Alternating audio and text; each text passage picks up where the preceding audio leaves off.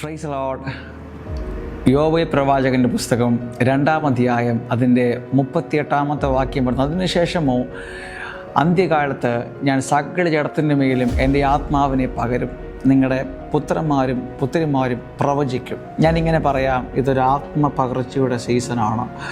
ഈ മണിക്കൂറുകൾ അല്ലെങ്കിൽ ഈ മാസങ്ങൾ, ഈ 2026 ഈ തുടക്ക സമയങ്ങൾ ഭയങ്കര പകർച്ചയുടെ സമയമാണ്. അതിനുശേഷമോ ഞാൻ സകല ജഡത്തിൻ്റെ മേലും എൻ്റെ ആത്മാവിനെ പകരും. ഇതൊരു പകർച്ചയുടെ സീസണാണ്.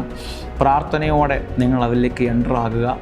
എന്ത് തിരക്കുണ്ടെങ്കിലും, എത്ര വലിയ പ്രശ്നങ്ങളുണ്ടെങ്കിലും നിങ്ങൾ പ്രാർത്ഥനയ്ക്ക് വേണ്ടി സമയം കണ്ടെത്തുക, ഉപവസിക്കാൻ ടൈം കണ്ടെത്തുക. ഞാൻ പറയാം, ഇതൊരു എൻകൗണ്ടറിൻ്റെയും ആത്മീയ പകർച്ചയുടെയൊക്കെ സീസണായത്. എന്തോ കർത്താവ് ചെഴുതിനെ ഭയങ്കരമായിട്ട് വലിച്ച് പുറത്തു കൊണ്ടുവരുവാൻ ദൈവം ആഗ്രഹിക്കുന്നുണ്ട്. നിങ്ങളായിരിക്കുന്ന മേഖലയ്ക്കകത്ത്, നിങ്ങളുടെ ശുശ്രൂഷയ്ക്കകത്ത് നിന്ന്, നിങ്ങളിപ്പോൾ ഒതുങ്ങിയിരിക്കുന്ന മേഖലയ്ക്കകത്ത് നിന്നെന്തോ ആ ആത്മീയ പകർച്ച നിങ്ങൾ വെളിപ്പെടുത്തിയിട്ട് പരിശുദ്ധാത്മാവ് അടുത്തൊരു നിയോഗത്തിലേക്ക് നിങ്ങളെ വലിച്ച് പുറത്തെടുക്കാൻ കർത്താവ് ആഗ്രഹിക്കുകയാണ്.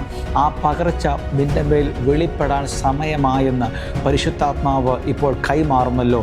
ആയതിനാൽ ആത്മാവിൽ പ്രാർത്ഥനയോടെ ഒരുങ്ങുക, പ്രാർത്ഥിക്കുക. നിങ്ങളുടെ പ്രെയർ റൂമുകൾ സജ്ജമാകട്ടെ.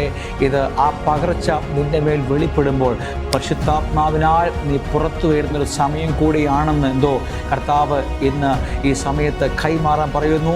അതിനുവേണ്ടി നിങ്ങൾ ഒരുങ്ങുക, പ്രാർത്ഥിക്കുക. കർത്താവ് സഹായിക്കട്ടെ. God bless you.